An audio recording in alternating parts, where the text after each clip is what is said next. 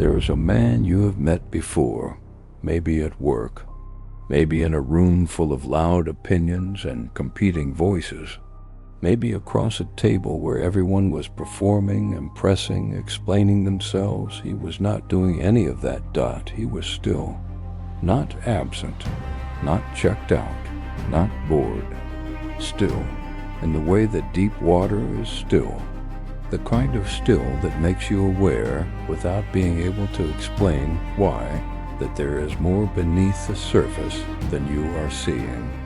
He did not rush to fill silence. He did not explain himself when he was misunderstood. He did not defend himself when he was criticized. He did not announce his plans, broadcast his wins, or perform his strength for the room. And yet the room knew, not because he told them, because he didn't have to. That man is not a mystery. He is not a myth. He is not a rare personality type that some people are born into and others are simply not built for. He is the product of a specific set of laws, ancient laws, laws that existed long before the world rewarded noise, long before attention became a currency, long before the loudest voice in the room was mistaken for the strongest one. The Stoics understood something that most modern men have completely forgotten. That silence is not the absence of power. Silence is power. And in a world that has never been louder, a world of constant performance, constant broadcasting, constant noise dressed up as confidence, the man who has mastered silence does not just stand out. He stands above. This video is about that man, about the specific laws that build him, about what silence actually is, what it produces, what it protects, and why the men who have genuinely mastered it carry a quality that no amount of loud confidence can replicate or compete with. 7 laws, not suggestions, not advice. Laws, the kind the ancient Stoics lived and died by, the kind that do not care how naturally quiet you are or how naturally loud, the kind that apply in boardrooms and bedrooms, in friendships and in solitude, in your loudest moments and your most ordinary ones. Each law is going to ask something real from you. Each one is going to point at a specific place in your speech, in your reactions, in your relationships, in your daily habits, where your silence either builds your power or your noise slowly drains it. If you have ever felt that the world rewards the loudest man in the room and wondered why that has never sat right with you, this is why, and what follows is what to do about it. If you are ready to understand the power you have been leaving on the table every time you opened your mouth, when silence would have served you better, comment below. I choose silence. The man who explains himself has already lost. There is something almost automatic that happens when you feel misunderstood. The impulse arrives immediately. Explain, clarify, make them see, correct the record. Defend the version of you that you know to be true against the version they appear to have decided on. It feels urgent. It feels necessary. It feels like if you do not speak right now, the wrong impression will harden into permanent judgment, and you will have missed your window. Here's what that impulse is actually telling you: that their opinion of you is more powerful than your own. Think about what explaining yourself communicates. It communicates that their perception of you is a problem you need to fix, that you require their understanding in order to feel settled, that their judgment has authority over your reality, and that reality requires their correction to be accurate. The man who explains himself is not clarifying the truth. He is auditioning for approval, and the audience can feel it. even when they cannot name it. There is a quality to a person who needs to be understood that is fundamentally different from the quality of a person who simply is, regardless of whether they are understood or not. Marcus Aurelius wrote in his private journal, a journal he never intended anyone to read, which makes it perhaps the most honest document of Stoic practice that exists. Never esteem anything as of advantage to you that will make you break your word or lose your self-respect. Your self-respect, not their respect, yours. The moment you begin explaining yourself to manage someone else's perception of you, you are trading your self-respect for their approval. And that is never a trade that ends in your favor. Because approval, once bought through explanation, requires continued explanation to maintain. You set a precedent. You told them without words that their perception has the power to move you, and things that have the power to move you will be used, not always maliciously, but inevitably. Reserved force is the practice of withholding that precedent, of allowing misunderstanding to exist without rushing to correct it, of letting silence hold the space that explanation would fill, and discovering that the silence holds it better. This does not mean you never clarify. It means you clarify from strength, not from anxiety. You speak when speech serves the situation, not when silence is making you uncomfortable. The distinction is everything. One is communication. The other is performance.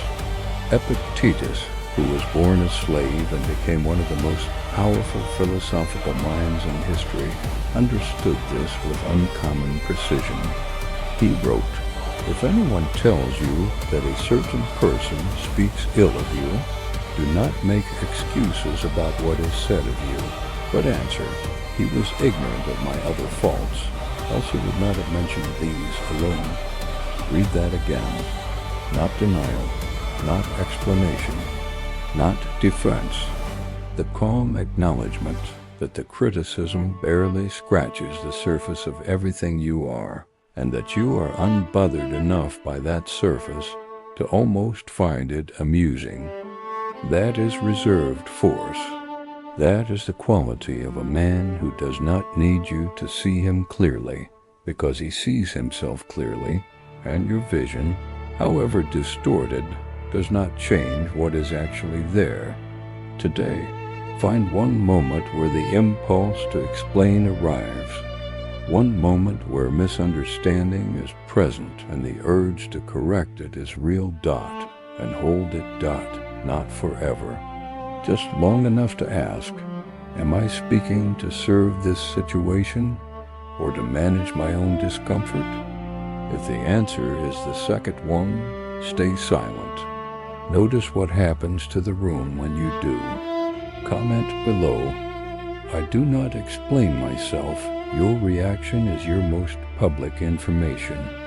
Every time you react, visibly, emotionally, immediately, you are publishing a map of what moves you, what threatens you, what you care about enough to lose your composure over, what has the power to pull you out of yourself and into a response that was not chosen. It was triggered, and the people around you are reading that map constantly, not necessarily with bad intentions, but with the natural intelligence of human beings who are always in every interaction assessing where the power lies. Power does not lie with the person who reacts, it lies with the person who chooses. There is a fundamental difference between those two things that most people never examine because the reaction happens so fast it feels like the only possible response. But the choice was always there. The Stoics were ruthlessly clear about this, not because they were cold, but because they understood that the emotion is not the problem. The automatic, unchosen, public nature of the reaction is the problem. Marcus Aurelius wrote, "Between stimulus and response there is a space. In that space lies our freedom and our power to choose our response. That space is where the silent man lives, not in the suppression of emotion, which is not strength, it is avoidance with a different name, but in the expansion of that space, the deliberate widening of the gap between what arrives and what you do with it. When the criticism comes, the space. When the disrespect lands, the space. When the provocation is deliberate and obvious and designed to pull a reaction, the space. There is a man you have met before, maybe at work, maybe in a room full of loud opinions and competing voices, maybe across a table where everyone was performing, impressing, explaining themselves. He was not doing any of that. He was still. Not absent, not checked out, not bored, still, in the way that deep water is still, the kind of still that makes you aware, without being able to explain why, that there is more beneath the surface than you are seeing. Seneca wrote to his friend Lucilius with this instruction, one of the most practical pieces of Stoic advice ever recorded. Retire into yourself as much as you can. Associate with people who are likely to improve you.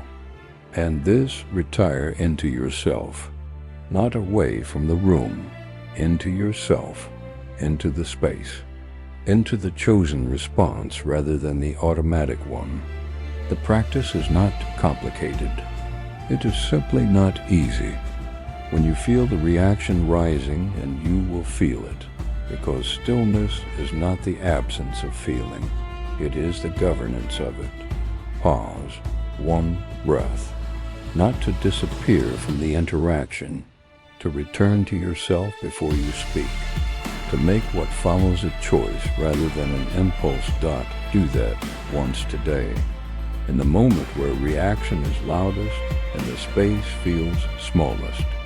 Find the space anyway. Comment below. I respond.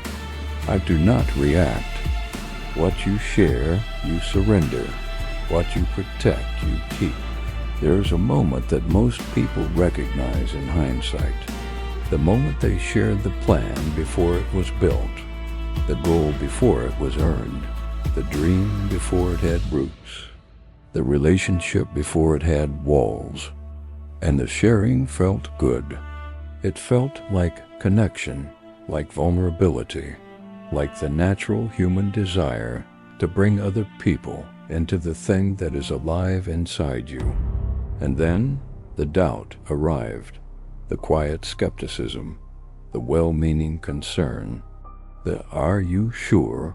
dressed up as care, the comparison to someone who tried something similar and it did not work, and something shifted, not because the plan was wrong, because the plan met the world before it was strong enough to survive the meeting.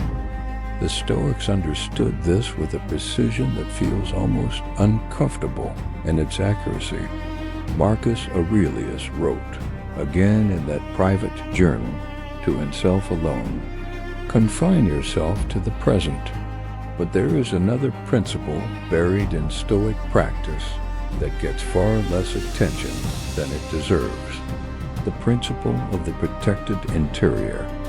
The idea that your inner world, your vision, your goals, your becoming, is not public property, that it does not require witnesses to be real, that it does not require validation to be worth pursuing, and that the moment it receives the wrong kind of attention, before it is strong enough to survive that attention, it can be damaged in ways that are very difficult to repair.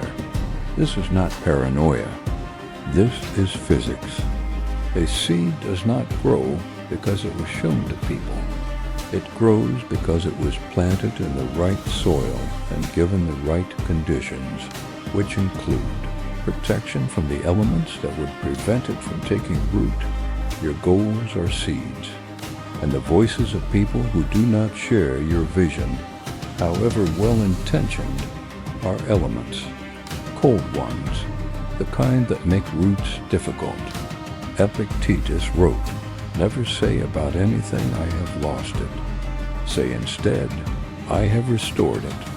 But the deeper principle is this: do not give what is not yet yours to lose.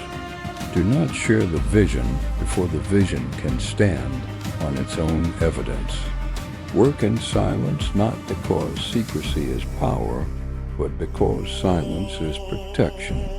Because the focused energy you spend explaining your plans to people who cannot fully share them is energy that is not going into the plans themselves. And because the version of you that is quietly building, without the noise of other people's expectations and doubts, builds differently than the version that has become accountable to an audience before the foundation is even poured. Guard your vision, not forever, until it is real enough that no one's doubt can threaten its existence. The work will speak when the work is ready. Until then, silence is not secrecy. Silence is sacred protection. Comment below, I build in silence, say less, mean more. Be remembered. Watch what happens in any room where multiple people are speaking. The person who speaks most is not the person who is heard most. They are the person whose words have been most diluted by their own volume. Every additional sentence they add to a point that was already made reduces the impact of the point. Every qualification, every repetition, every filler word is a small withdrawal from an account of attention that has a limited balance. The person who speaks least, but whose every word lands with weight, is not heard less. They are heard more, because what they say carries the premium of rarity, because the room has learned, often without realizing it has learned anything, that when this person speaks, it is worth listening, that the words will be considered, that they will not be repeated unnecessarily, that they are the distillation of thought, not the raw output of it. This is deliberate speech, and it is rarer than almost any other quality a person can develop. Marcus Aurelius wrote to himself, "If it is not right, do not do it. If it is not true, do not say it." Simple, devastating in its implications. How many of the words you spoke today were right, were true, were necessary? Not most of them, not even close. And this is not a judgment. It is the honest reality of how human beings communicate, especially in social situations where the silence between words creates a discomfort that we rush to fill, often with words that cost us credibility without adding anything real. The practice of deliberate speech begins with the pause. Before the word, the question. Does this add something real? Does this need to be said? Does this need to be said by me? Does this need to be said by me right now? 4 questions. Most words fail at least one of them. The ones that pass all 4, those are the words worth saying. And when you speak only those words, something shifts in how every room receives you, not because you have become withholding or cold, but because every word you do say carries the weight of everything you chose not to say surrounding it. Seneca wrote, "The sword never kills anybody. It is a tool in the killer's hand." And speech is the same, a tool, neutral until directed, powerful in direct proportion to the intentionality with which it is used. The man who speaks deliberately is not a man of few words because he has little to say. He is a man of few words because he respects words enough to use them only when they are earning their place. Begin today with one conversation. One, and before you speak, a pause. Not a long one, a breath, long enough to ask, does this word earn its place? Say what earns its place. Let the rest exist in the silence that surrounds it and makes it matter. Comment below. My words are deliberate. The man no one can predict is the man no one can control. Predictability is comfortable. It is comfortable for the people around you because they know what to expect. They know which buttons produce which responses, which situations pull you out of yourself, which words land the hardest, which silences you cannot tolerate, which provocations reliably produce a reaction. And comfort for them is control. Not control in a conspiratorial sense. Control in the ordinary human sense of knowing how to navigate someone. Knowing what to avoid, what to deploy, what to offer when they want something from you. Knowing the map of you well enough to move through it without resistance.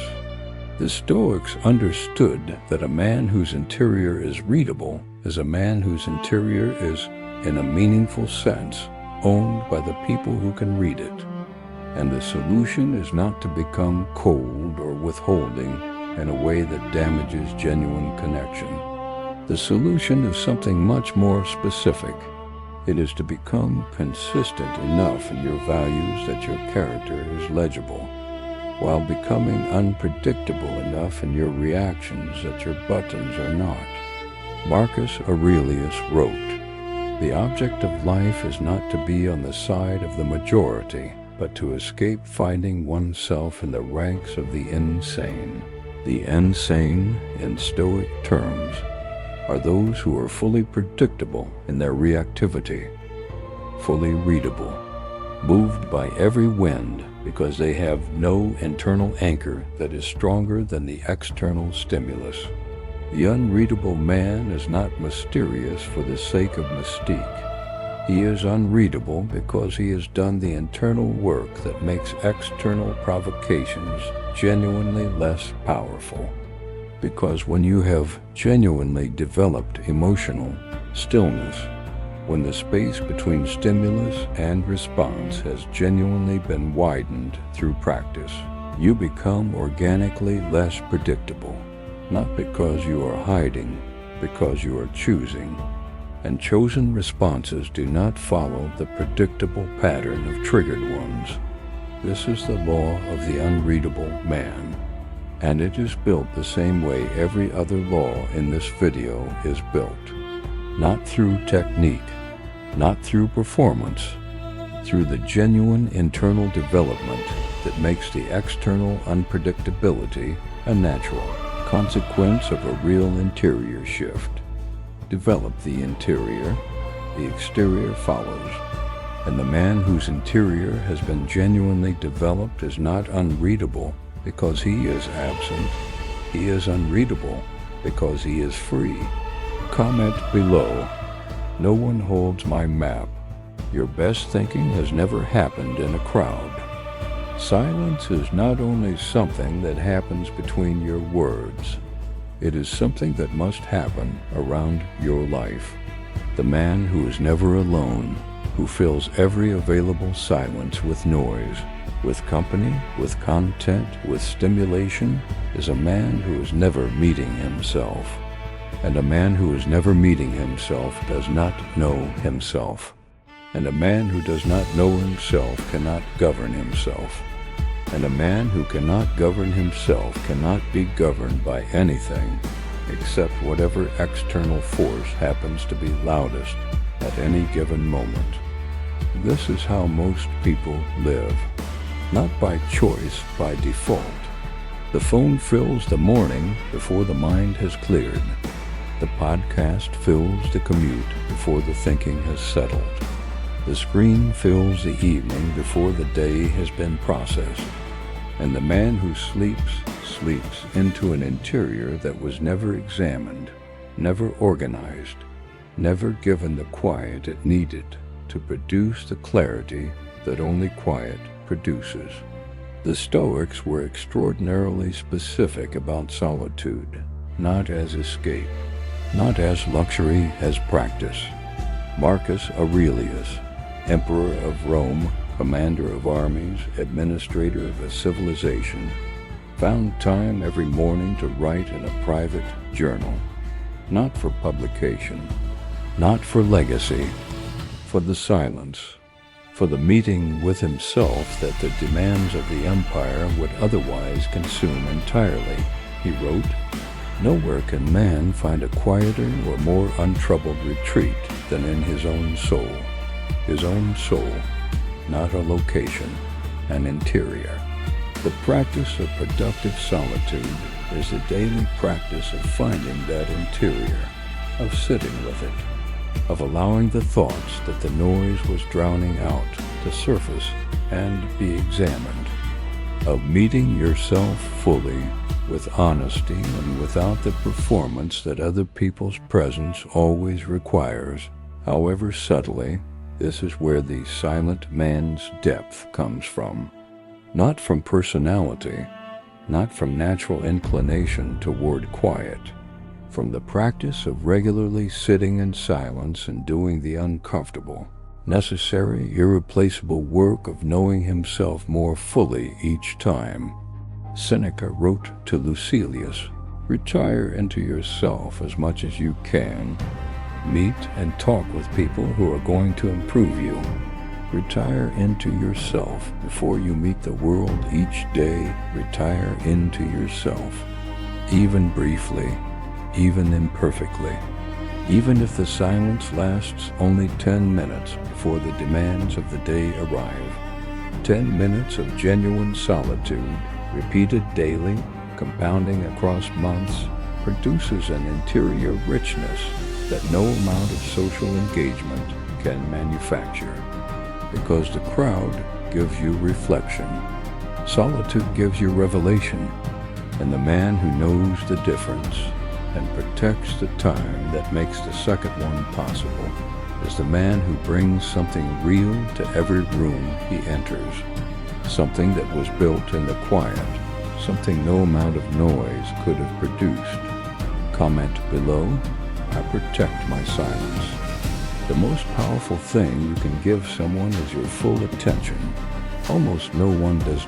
Here is the final law, and it is the one that completes all the others, because everything that has come before, the reserved force, the emotional stillness, the guarded vision, the deliberate speech, the unreadable interior, the productive solitude, all of it builds toward a single quality, a quality that is immediately felt by every person who experiences it, and almost never identified by name. Full presence. The silent man is not powerful because he refuses to speak. He is powerful because when he is with you, he is completely with you. Not with you while also monitoring the room. Not with you while composing his response before you have finished speaking. Not with you while his attention is divided between this conversation and the 6 other things competing for it. With you fully, in the way that almost no one is ever fully with anyone, and that quality, felt, not explained, is one of the rarest experiences available in human interaction. Think about the last time someone was fully present with you, fully listening, fully there, not waiting to speak, not distracted, not performing attention while actually thinking about something else. You remember it. You might not be able to identify exactly what it was, but you remember how it felt to be with someone who was genuinely all there. That is what the silent man offers. Not the performance of listening, the real thing, which is only available to the man who has done the interior work that quiets everything else enough to let another person be fully received. Marcus Aurelius wrote, When you wake up in the morning, tell yourself, the people I deal with today will be meddling, ungrateful, arrogant, dishonest, jealous, and surly. But I have seen the beauty of good and the ugliness of evil, and have recognized that the wrongdoer has a nature related to my own. He prepared for difficulty, but he prepared to remain present within it, not to withdraw, to stay fully, calmly, with complete attention in the midst of whatever the interaction brought.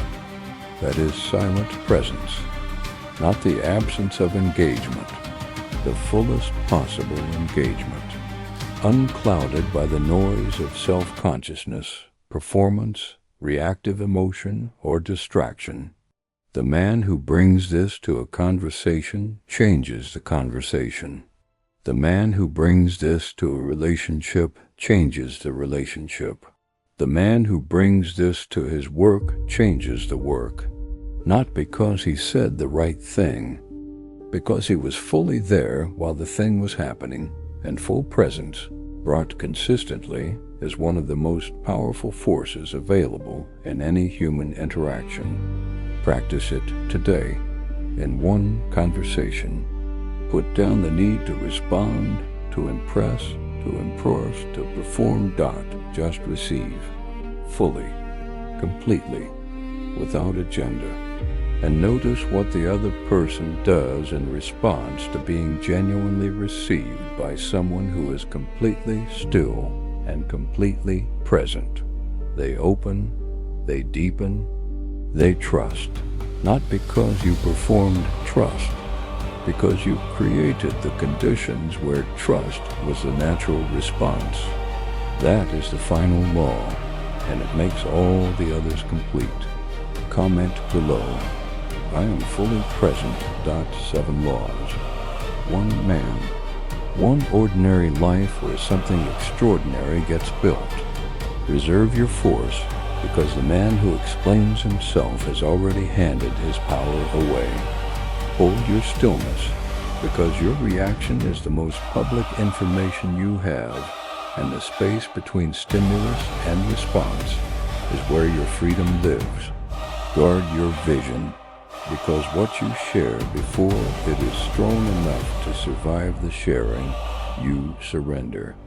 Speak deliberately, because the words that earn their place carry the weight of everything you chose not to say surrounding them.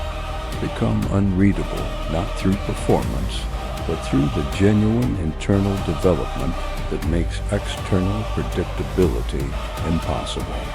Protect your solitude, because the depth you bring to every room is built in the quiet that the room never sees.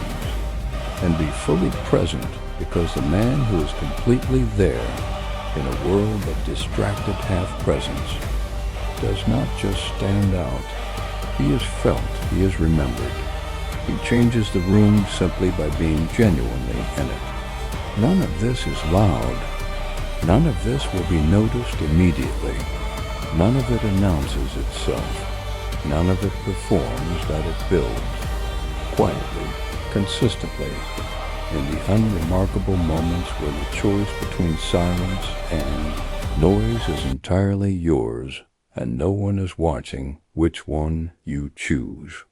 And what it builds across ordinary days through ordinary interactions, in the hours where nobody sees the work being done, is the man that people cannot stop trying to understand. Not because he is absent, because he is more present than anyone they have ever encountered, more rooted, more deliberate, more real. The silent man does not need the room to know he is powerful. He simply is, and the room always knows. If this video built something in you today, share it with the man in your life who needs to hear it. And remember, the most powerful statement you will make today may not be a word at all. It may be the silence that you choose instead. 8 laws. 1 warrior, built in the quiet. 1 return at a time. If you like our video, please subscribe our channel and hit the like button.